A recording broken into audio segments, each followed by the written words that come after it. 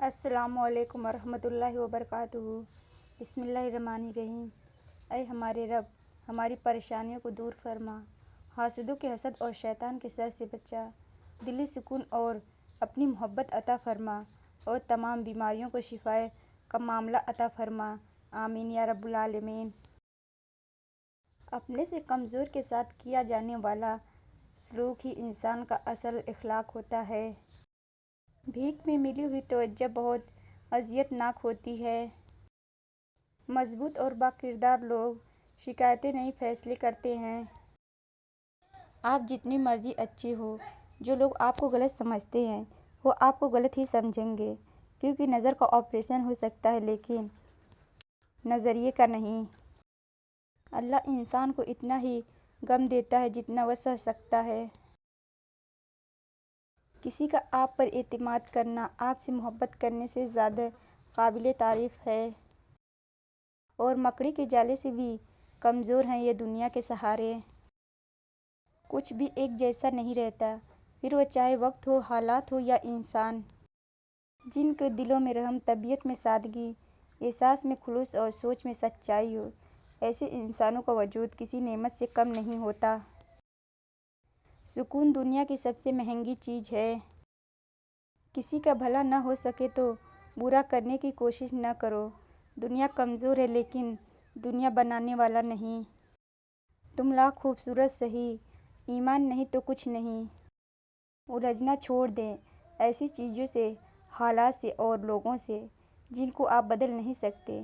اپنی توجہ اس پر مرکوز کریں جسے آپ بدل سکتے ہیں، یعنی کہ اپنا آپ۔ موت صدقہ ہے زندگی کا، اور اس نے ایک دن اتر ہی جانا ہے۔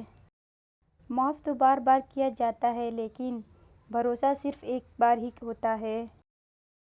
زندگی کی الجھنوں سے فرار چاہیے، مجھے بچپن کا ایک دن ادھار چاہیے۔ میرا رب وہ ہے جو روح کے اندر کی اذیت کو بھی جانتا ہے۔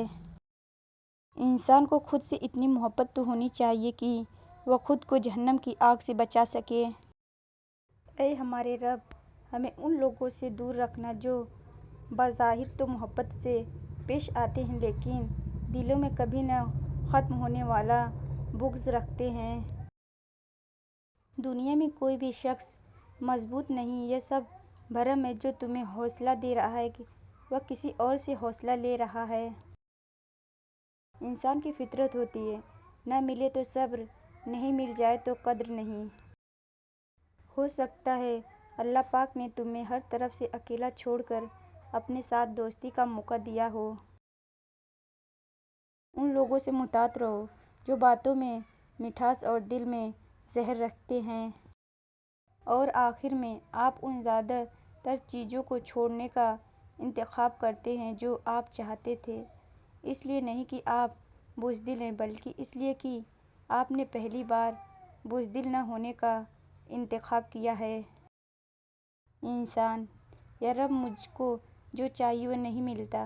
رب: جو مل رہا ہے تیرے لیے بہتر ہے، تم نہیں جانتے مگر میں خبر رکھتا ہوں۔